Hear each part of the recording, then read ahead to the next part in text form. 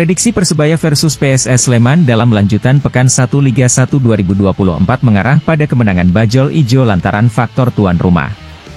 Laga antara kedua tim sendiri sesuai jadwal akan dimainkan di Stadion Gelora Bung Tomo, Surabaya, Minggu 11 Agustus pukul 19 waktu Indonesia Barat. Pertandingan dapat disaksikan dengan mengakses live streaming di Indosiar dan video. Bermain sebagai tuan rumah di laga pertama tentu memberikan keuntungan bagi Persebaya. Memiliki supporter yang fanatik, Persebaya akan berharap bisa melanjutkan tren positif di kandang sendiri yang terjadi sejak laga terakhir musim lalu. Sementara itu bagi PSS, melakoni pekan perdana dengan bermain tandang ke markas tim seperti Persebaya jelas akan menjadi ujian tersendiri. Tapi dalam penuturannya, pelatih Wagner Lopez menyatakan timnya sudah siap meladeni perlawanan Persebaya di laga nanti. Persebaya datang ke kompetisi musim ini dengan semangat baru yang lebih menggebu. Musim lalu bisa dikatakan adalah periode yang suram bagi Persebaya karena mereka finish di posisi 12 dengan 42 poin dan diwarnai dengan 12 kekalahan. Kacaunya situasi di dalam tim bahkan membuat Persebaya beberapa kali ganti pelatih mulai dari Aji Santoso, Uston Nawawi, Joseph Gombau, Uston Nawawi, dan terakhir Paul Munster. Performa kandang Persebaya musim lalu juga tidak bisa dikatakan bagus karena hanya meraih 7 kemenangan, 7 imbang, dan 4 kekalahan. Untungnya, di laga kandang terakhir, skuad berjuluk The Green Force itu bisa mengalahkan Persik Kediri 2-1. Kemenangan itu dibawa Persebaya sebagai modal menghadapi pramusim. Memainkan 2 laga uji coba di Gelora Bung Tomo, Persebaya mengalahkan Persibo Bojonegoro dan Persik Kediri masing-masing dengan skor 2-0. Dua hasil positif itu jelas akan mempertebal kepercayaan diri Hernando Ari dan kawan-kawan. Musim lalu Persebaya gagal memberikan kemenangan di laga kandang pertama saat ditahan imbang Barito Putra 1-1. Kini kemenangan dibidik dengan modal hasil positif melawan Persik. Kami berada di jalan yang benar untuk melakukan hal-hal hebat di Liga 1. Tapi saya pikir kami masih harus bekerja keras untuk meningkatkan beberapa hal. Kami sadar tantangan yang ada sangat berat tapi kami siap menghadapinya, kata winger Bruno Moreira yang didapuk sebagai kapten tim musim ini, dikutip laman resmi Liga Indonesia. PSS di sisi lain akan coba menghentikan ambisi tuan rumah untuk meraih kemenangan. Musim lalu saat bertandang ke GBT, PSS harus rela menelan kekalahan 2-1 dalam laga yang diwarnai kecaman terhadap gelandang Wahyudi Hamisi atas sikap tidak sportif saat menendang kepala Bruno. PSS tentu akan menerapkan strategi terbaik guna meredam Persebaya. Ingat, musim lalu PSS membuka laga pertama di Liga dengan kemenangan 0-1 di kandang Bali United. Sebuah capaian yang tentu ingin diulangi oleh tim berjuluk Super Elja itu. Saya merasakan hal istimewa soal pertandingan besar ini. Saya merasa nyaman dan tidak gugup secara pribadi dan tim. Kami tetap waspada, fokus, dan konsentrasi menghadapi Persebaya Surabaya, ucap pelatih Wagner Lopez di Hotel Pemain, Surabaya, Jumat, 9 Agustus 2024, sore dikutip laman resmi PSS Sleman. Satu catatan lain bagi supporter kedua tim dan penonton umum adalah secara resmi kick-off laga Persebaya versus PSS akan digelar pukul 19 waktu Indonesia Barat. Pasalnya sebelum ini kedua tim mengumumkan bahwa laga akan dimainkan pukul 15.30 waktu Indonesia Barat. Persebaya bahkan juga telah menjual laga dengan informasi jam main pada sore hari.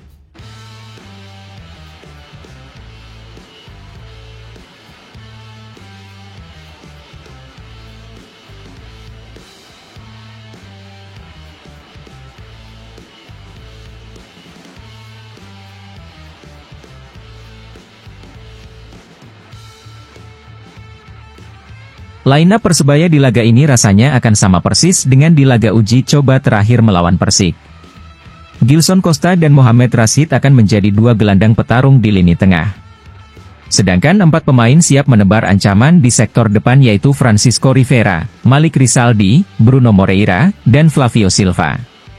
PSS sendiri kemungkinan akan mengandalkan Kleberson sebagai sosok tangguh di lini pertahanan. Kehadiran Kleberson dan Fahrudin Arianto akan sangat vital untuk meredam Rivera dan Malik karena musim lalu keempatnya sama-sama membela Madura United. Persebaya Surabaya, 4-3-3 Hernando Ari, Arif Catur Pamungkas, Kadek Raditya, Slavko Damjanovic, Mikael Tata, Gilson Costa, Mohamed Rashid, Francisco Rivera, Malik Rizaldi, Bruno Moreira, Flavio Silva. Pelatih, Paul Munster. PSS Sleman, 4-3-3 Alan Bernardon, Kevin Gomez, Phil Ofosuaye, Kleberson, Abduh Lestaluhu, Betinho, Kim Kurniawan, Moon Changjin, Ricky Chawor, Gustavo Tocantins, Hoki Caraka. Pelatih, Wagner Lopez.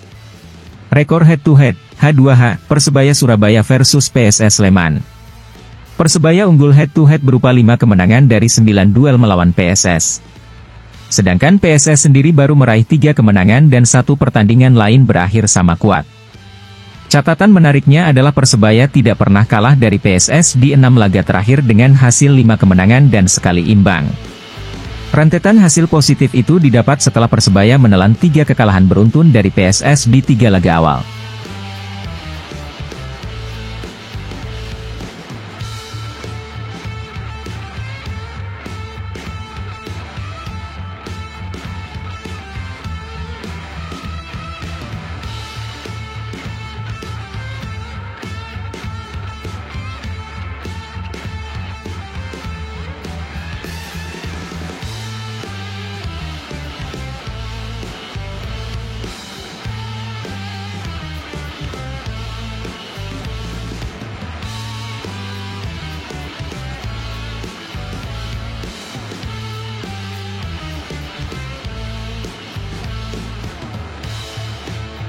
Laga seru bakal tersaji antara Persebaya Surabaya kontra PSS Sleman di pekan pertama Liga 1 2024-2025. Jelang pertemuan keduanya, PSS secara khusus mengantisipasi 3 pemain asing Persebaya. Duel Persebaya versus PSS tersaji di Stadion Gelora Bung Tomo, GBT, Minggu, 11 Agustus 2024, malam. Laga ini akan menjadi pertandingan penting bagi keduanya untuk mendapatkan poin perdana. Pertandingan melawan Persebaya tidak akan mudah bagi PSS. Apalagi, laga ini dimainkan di depan ribuan pendukung Bajul Ijo. Pelatih PSS Wagner Lopez secara khusus mengantisipasi pemain asing Persebaya. Setidaknya ada 3 nama yang diwaspadai pelatih berkewarganegaraan Jepang tersebut. Persebaya sangat kuat, ya. Ada pemain seperti Flavio, Bruno, dan Rashid yang membagi bola dengan baik. Kita harus mewaspadai benar-benar Persebaya di pertandingan, supaya kita bisa atasi semua, ujar Wagner Lopez saat konferensi pers, Sabtu, 10 Agustus 2024. PSS sendiri memiliki rekor pertemuan yang buruk saat melawan Persebaya. Dari 5 pertemuan terakhir mereka, PSS tak pernah sekalipun meraih kemenangan. PSS menderita 4 kekalahan dan sekali imbang. Meski begitu, Wagner Lopez mengaku tak ambil pusing catatan head-to-head tersebut. Dia tetap yakin timnya bisa memberikan perlawanan ketat melawan Persebaya besok malam. Kita tidak bisa antisipasi 5 pertandingan terakhir lawan Persebaya. Tapi kita ada di sini untuk buat cerita baru melawan Persebaya, sambungnya. Optimisme juga diusung gelandang PSS, Kim Kurniawan. Dia yakin rekan-rekannya mampu memberikan penampilan terbaik selama 90 menit. Semoga besok kita bisa menyaksikan pertandingan yang seru. Pertandingan yang bagus, yang fair play, dan pada akhirnya PSS sedikit bisa beruntung, tutupnya.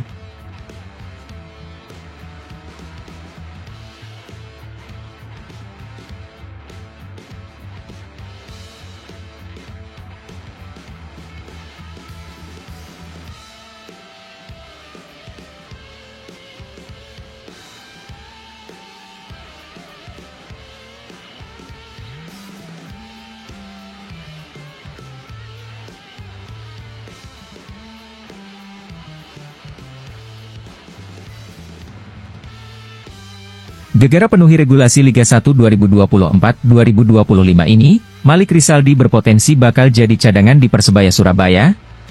Sejumlah regulasi baru diberlakukan pada kompetisi Liga 1 2024-2025. Beberapa regulasi itu antara lain adalah 2 pemain asing, dan regulasi U22. Regulasi U22 merupakan perubahan dari regulasi U23 yang berlaku musim lalu. Para Liga 1 2024-2025 ini, aturan terkait regulasi U22 dijelaskan pada bagian lampiran 4. Di bagian itu dijelaskan bahwa setiap klub wajib memainkan 1 pemain berusia U22 dalam 11 pertama di daftar susunan pemain, DSP. Tak cuma memainkan, tiap tim wajib memberikan menit bermain setidaknya 45 menit. Jika menilik skuad Persebaya Surabaya saat ini, hanya ada 2 pemain yang dapat memenuhi ketentuan regulasi itu. Pemain itu antara lain adalah Mikael Tata, bek kiri, dan Alvan Swaib, winger kanan. Persebaya sebetulnya punya satu opsi lain yang bisa diandalkan untuk memenuhi regulasi, yaitu Tony Firmansyah. Tetapi pemain yang baru saja juara bersama Timnas U19 Indonesia itu saat ini sedang menjalani hukuman dengan diturunkan ke skuad Elite Pro Academy, EPA. Melihat hanya 2 opsi yang dimiliki, pelatih Persebaya Paul Munster tentu harus cermat untuk memilih siapa yang akan masuk sejak menit pertama. Jika Mikael Tata yang diandalkan, itu artinya pemain senior yaitu Ardi Idrus akan berkorban demi memenuhi regulasi. Sementara jika Alvan Swaib yang dimainkan, maka pemain di posisi winger kanan yaitu Malik Rizaldi harus bersabar jika harus memulai pertandingan dari bangku cadangan. Opsi pemain muda untuk dimainkan sesuai regulasi tentu bisa bertambah seiring waktu. Ini melihat regulasi yang memperbolehkan tiap tim untuk mendaftarkan pemain Elite Pro Academy, EPA, ke tim utama Liga 1 sewaktu-waktu.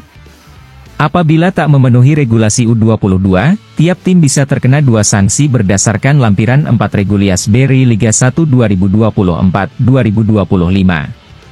Pertama, sanksi sebesar Rp200 juta jika klub tidak memainkan pemain U22 pada 11 pertama di DSP. Kemudian kedua, jika melanggar terkait durasi menit bermain pemain U22 hingga akhir musim, klub akan mendapatkan denda senilai Rp100 juta.